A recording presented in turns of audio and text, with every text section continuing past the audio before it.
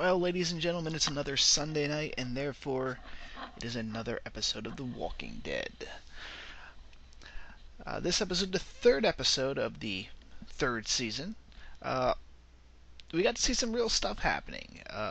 Actually, thus far, all the episodes this season have really been good ones. This one we get to see. My one criticism from last week's episode was we didn't see what was happening with Andre and Michonne. And lo and behold, now we get to see a whole lot of what's going on with them. And I have kind of the same criticism of this episode that I do with the last one is they don't have any reference to what's going on back in the prison. Whether these are two things are supposed to be taking place at almost the exact same time, uh, maybe we'll find out what's going on with who's this. Well, actually, before I get into what I was about to say, I'm gonna hold off on what I was about to say till the end of the episode, because that's a bit of speculation for next week. But we meet the governor, and they do a very good job, I think, at really making us kind of like the governor. Like, this guy's got a plan, and sorry as I pause out there, we're getting for those of you that aren't aware, I am on the Jersey Shore. We're getting the first wave, I guess, of Hurricane Sandy coming in, so I get distracted from time to time because I get a huge gust of wind. But we see the governor, and you're really kind of going, this guy's like a really good version of Rick, because he seems to have more control. Now, if you're familiar with the comics, that does kind of ruin it because you know he's going to be the villain. You do know enough that they're doing, Kirkman's doing some new things, so that he might not be exactly the same. But you know he's going to be an antagonist.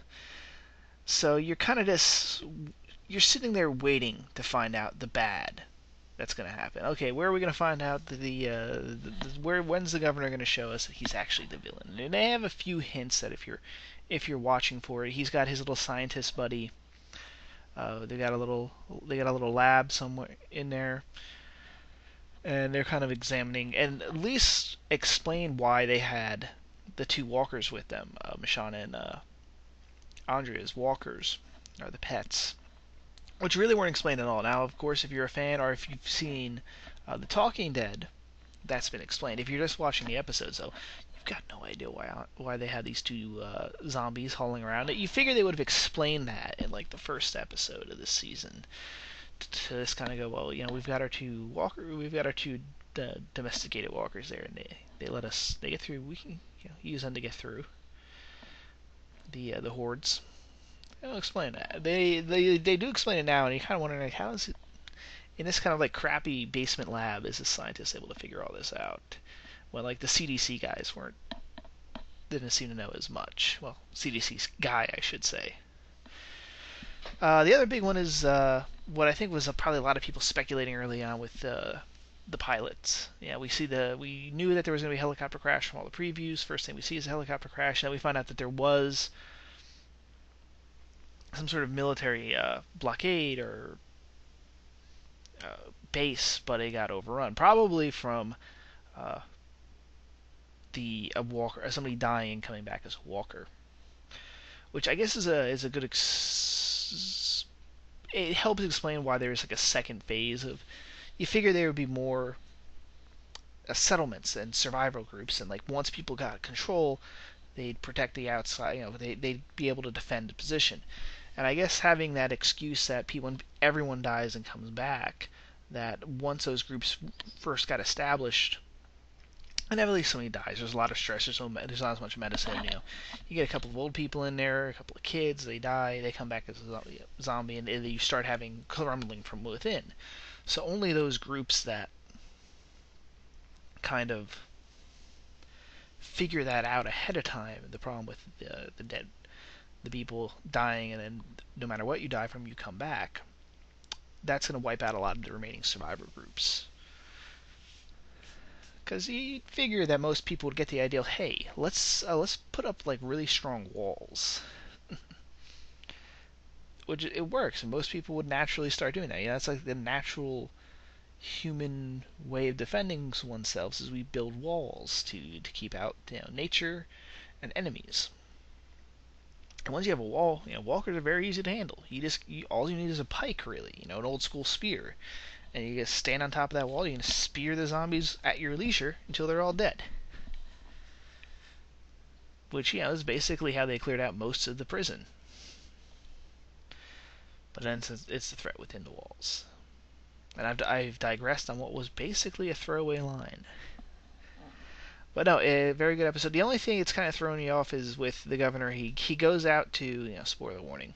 He gets from the pilot that there is a small group of military men out in the woods, and they kind of go out, and at first you think he's getting them to bring him back. So thus far, especially if you're not familiar with the series, looks like a good guy, or at least for the comics. And then does his little spiel. He shoots them, and he's got his buddies in the woods, and somehow the trained soldiers did not notice these guys sneaking up on them. I mean, I know you could say, oh, well, just because they're trained soldiers, they're not ultra observant of everything. It would take a while to set up the ambush they set up, though, especially since these guys were already in the location. But they did that. And you're kind of wondering, why kill them just for their supplies? I mean, there's got to be Humvees all over the place. We saw, in Atlanta, there was this tanks kind of hanging out all over the place. Humvees you could find, no problem. Ammunition, is it really that hard to find ammunition nowadays? Out there? I mean, yes, they are. They do make a point of conserving ammo. But still, you're kind of wondering, probably be even more useful? The training that those guys have. He kind of said he doesn't have any military. Now, maybe we're going to find out something about his past. I don't want to use the comic books as a pure guide because I know Kirkman's doing new things with them. He might be throwing us some new curves. Because I know in the comics he has a niece, but I think in this one it looks like it's more implied to be a family, like a daughter. So it'll be see how they do that, how they work everything else. Also, I think Rick, if I remember correctly, got brought to Woodbury at first. So they're obviously changing it up since Rick is in the prison. And I guess they're also trying to avoid. Now this is a bit of a spoiler here, and potentially a spoiler for the rest of the series, but Rick gets his hand cut off. I don't think they're going to do that because it's then a pain in the ass thing to do. Plus, they already have a handless character, but from a makeups effect, you got to have this actor now who's constantly got to have the no hand thing. So maybe that might be one of the things Kirkman's kind of like, what if I didn't cut off Rick's hand? It's also going to save us a lot of time with filming. Not every scene with Rick he's got to put on some sort of prosthetic to hide the hand. Let's see what else can we bring up. But yeah, I think I already talked about. No, I haven't brought this up. With Michonne, very anticipated. I'm thus far underwhelmed though. A lot of people were really excited. Oh my God, it's Michonne, and she hasn't really done much. Even though she's right about the governor, I hate this is kind of lazy writing, and I hate when they do this. It's like, I know he's wrong. There's something not right about him. And they just know that type of stuff, and even though they turn out to be right, it's like, you were right, but you were the right in the same way a crazy person is telling me that it's going to rain today because a frog with an English accent came out of the woods and told him. It did rain, but you're kind of wrong for the reasons why you thought it was going to rain. If you catch my drift there. I don't like the actress. She was more inquiry. If we were seeing her pick up on the things, or if she was going, there's a, it looks nice, but look at how the people react around him. There's an aura, or this guy is, we have to leave because if you see, he's too controlling. He will not tolerate. Or even, I'm trying to remember if I saw any African American members of Woodbury. So that alone, she might go like, this might be kind of a racist thing. They might just be using us for the time being. That good excuse to leave.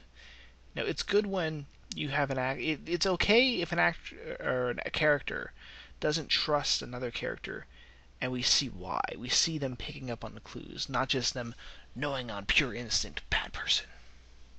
That's lazy writing. That's basically giving the character magical abilities. You want to see why. What are they picking up on this person that they don't trust? Let's see. I don't think there's too much more. Again, these are episodes, so no, not going to spend. Try not to spend 30 minutes on each TV episode. So I suppose let's move into next week. It looks like there's going to be some suspicions rising that there's maybe somebody else in the prison. They're talking about having people finding gates open, walkers getting in through fence openings. Of course, they're going to suspect the two prisoners. So you get some tension built with there, but we did know from last episode that somebody was watching them from the woods. Now we'll find out what's going on. Maybe I wouldn't be surprised if they try to pull it turns out all the Woodsbury stuff was occurring at the same time they got into the prison, and that the person that's coming to pick them up, getting into the prison is Sean, and it's her, and then we'll see in the next episode maybe how she made the escape, and that the coming of the governor to the prison. I think that might be how it works. We'll find out. We still got I'm trying to remember how many episodes we have this season. I think we have more episodes this season than anything else. I mean, the first one was what? First season was 6 episodes. As I pull over, I have it right here.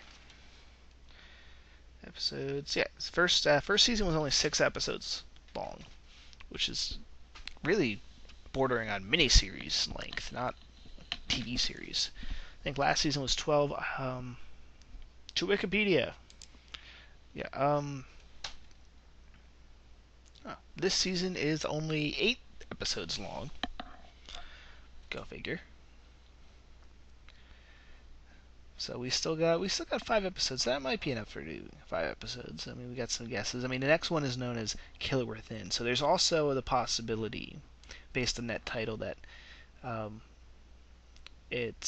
maybe there's another prisoner running around. Although it seems like you're trying the same thing. So we'll see what happens next week. Who's this mysterious person? Is it somebody else, or is the Killer Within kind of more of a play on the thing going on, what's going on in Woodbury, or what's emotionally, what's the Killer Within? Is the group's doubt or something like that? Actually, speaking of which, since I have the list right up here, let's see. We got episode 4, which is Killer Within, next week's. Episode 5, Say the Word, which interesting where that one's going to be coming from. Hounded would be episode 6, which that might be when Michonne, they escaped the prison. Episode 7, When the Dead Come A-Knocking, that I could easily see being the prison assault and Made to Suffer. That could be, obviously, when they leave the prison and they move on. I'm assuming they're going to leave the prison this season. I mean, who knows? Maybe they try to, drag this out, because there is a bit of a fear, since this is highly rated. A lot of people, and an ad just went on. If you heard that. Lost my train of thought. A lot of people are watching this. I doubt it's going to go away anytime soon. So there's a fear of kind of catching up to the comics, even though they've been going on for a very long time. It's easy to catch up to this stuff. You had the same problem a lot with, actually, an anime is a good example with this, because there's not too many examples in the West of a TV series being made based on comics. If they have been, they're based on comics that have a very, very long continuity, that it's all, they take, we have examples from Spider-Man where they don't really follow the comics per se. They kind of make up their own stories to say, well, The Walking Dead's kind of really new, and it's really following the story of a comic that's still in production, so there's no natural endpoint. You see this though in anime a lot. A lot of times in anime, they will pick up a popular series while it's still ongoing, and you have problems. You had that with Dragon Ball Z, which is why they had the filler episodes, which some were good, a lot were bad. They also had the problem with Dragon Ball Z, because of the popularity of the TV show, they're actually pushing the comics to go longer, long after when normally they would end the series, they would just pick an endpoint and go, okay, that's the story. Probably the best example of what might happen though is the Full Metal Alchemist situation. I think I mentioned this previously, where they might come to a point where they've gotten to where the comics are. Now they've got to figure out what they're going to do. The fact that Robert Kirkman is such a big part of the writing both series, he's a comic writer and he's also the lead writer for the TV show, probably means that the TV show will then take over as almost like the primary story driving experience. So his stories will then base more on TV show, and the comics will then probably follow the TV show.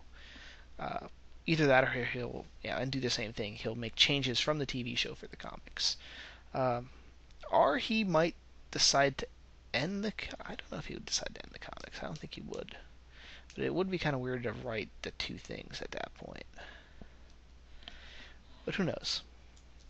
I'm excited for next episode. This was a really good one. Good setting up, good introduction to Woodbury. And really, this is now pretty much everything we've seen in the previews. First 3 episodes. So we really don't know anything. Oh! And I don't believe I haven't mentioned this. Merle's return. Very interesting. It seems... you kind of brought up wondering a few things. Especially how the governor seemed to have taken Merle in, despite him being mutilated near death, apparently, when it was taken in. So maybe there's a question, did he know Merle? Is this maybe, again, with the white supremacist thing, or he's got a militia background or something, and that's why he let Merle come in, or was that just that he was more willing to take in survivors, or he likes to take in maybe individuals. He doesn't like to take in groups of survivors. He'll take in a couple people at a time, because then he can make them become part of the group, but he doesn't like taking in groups that'll serve, maybe, people like the National Guard. A soldier he'll bring in because that's a valuable person he can use, but a group of soldiers, that's now a faction within his city. So maybe that's the reason why. But he seems extremely interested in Andrea, in Daryl. Maybe that's loyalty for all that Merle's doing, but it's great to see him back.